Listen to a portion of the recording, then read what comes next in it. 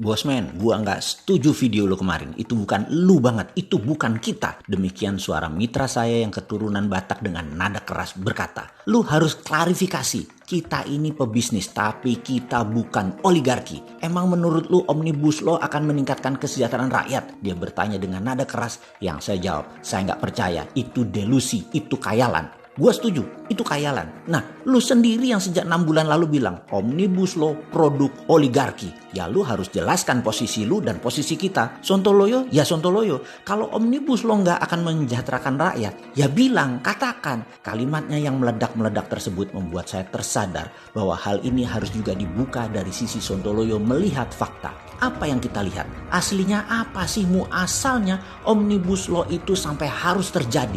Benar, banyak pengusaha diuntungkan, tetapi tidak semua pengusaha berhati putih, di mana keuntungannya bakal dibagikan lagi ke karyawannya. Ini yang membuat saya tersadar. Kita tahu, kita bicara kali ini bukan pengusaha UKM, tetapi pengusaha yang non UKM yang hanya 3%, tetapi mereka menguasai 50% peredaran uang serta kendali ekonomi makro Indonesia. Mereka diuntungkan oleh Omnibus Law, tetapi apakah mereka peduli dengan karyawan, buruhnya, dan hatinya putih? Maka kalau boleh saya jawab jujur, sedikit sekali yang hatinya putih. Mereka dengan Omnibus Law akan semakin kapitalis. Kapitalis elitis, yaitu mereka para oligarki dan BUMN. Betul, keduanya elitis yang diuntungkan amat sangat dengan Omnibus Law ini. Rakyat di bawahnya bagaimana? Rakyat hanya menunggu kebaikan mereka. Sekali lagi, bukan hak yang akan didapat, tetapi menunggu kebaikan. Yang kalau bosnya nggak baik, makan tuh sandal.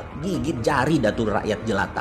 Ini kan anjrit banget. Jadi kita kembali ke asal muasal Omnibus Law yang terpaksa deh kita buka juga daripada disimpan. Aslinya adalah saat ini banyak pejabat Indonesia terpesona dengan beranda depan negara Tiongkok di dalam membangun ekonomi. Mereka terkagum-kagum dengan halaman depan rumah Tiongkok. Terlihat indah, megah, dan cepat sekali dicapainya kemajuan ekonomi Tiongkok. Aslinya mereka termakan propaganda Tiongkok. Mereka hanya diperlihatkan halaman depannya saja. Tidak dilihatkan WC-WC dan dapur di halaman belakang. Kekaguman dan keterpesonaan ini membuat cita-cita banyak pejabat tadi ingin melakukan hal yang sama di Indonesia. Lalu Tiongkok dianggap kakak tertua dan nasihatnya didengar. Bahwa salah satu syaratnya adalah buruh harus murah untuk kompetitif produksinya. Kemudian juga kendali atas lahan atau land reform, di mana kalau negara memerlukan, maka pemilik lahan sudah tidak ada haknya atau kecil haknya.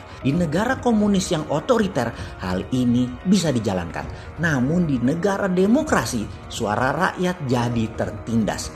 Makanya perlu perlindungan hukum. Dibungkuslah dengan Omnibus Law. Karena itu kita mengatakan nggak akan jalan Omnibus Law untuk mensejahterakan rakyat. Karena tangan besi harus dijalankan. Tidak ada kompromi demi murahnya biaya produksi. Jadi yang diinginkan banyak pejabat sekarang adalah meningkatkan GDP. Dan sungguh meningkatkan GDP belum tentu meningkatkan kesejahteraan rakyat. Ini harus diluruskan cita-cita banyak pejabat tersebut. Memang terlihat manis undang-undang tersebut dibungkus dengan kata dalam tanda petik cipta kerja. Namun apakah pekerjaan nanti akan membawa kesejahteraan atau lebih lagi kebahagiaan? Belum tentu, dan kayaknya dengan tekanan Omnibus Law tidak akan tercapai kesejahteraan tersebut. Manusia Indonesia akan dipaksa jadi mesin pekerja, dan ini bukan cita-cita rakyat semesta. Belum lagi ternyata asing-asing bebas masuk juga untuk meningkatkan PDB alasannya. Mau nanti 95%-nya keluar lagi, yang penting PDB nasional naik. Bukannya hilang itu tenaga kerja asing di Sulawesi. Pasti bakal nambah, iya, karena demi PDB. Mengapa mendadak bernegara kok jadi bengis begini sih untuk mencari materi? Jangan begitulah bos, jangan terlalu materialistik. Kita Indonesia, kita demokrasi, kita bukan negara otoriter. Kita mencari kesejahteraan dan keadilan dengan cara manusiawi, dengan cara elegan, dengan lebih adil. Jadi kalau dikatakan Omnibus Law adalah produk oligarki dan otoritarian, ada benarnya dan pasti. Lalu ke depan bagaimana? Saya secara pribadi dan kita rakyat jelata mengajukan saran untuk mencabut Undang-Undang Cipta Kerja atau tunda pelaksanaannya. Sebaiknya kaji ulang lagi demi bangsa dan negara. Stop terpesona dengan asing dan aseng. Jangan ukuran PDB naik atau angka-angka statistik naik jadi tujuan bernegara.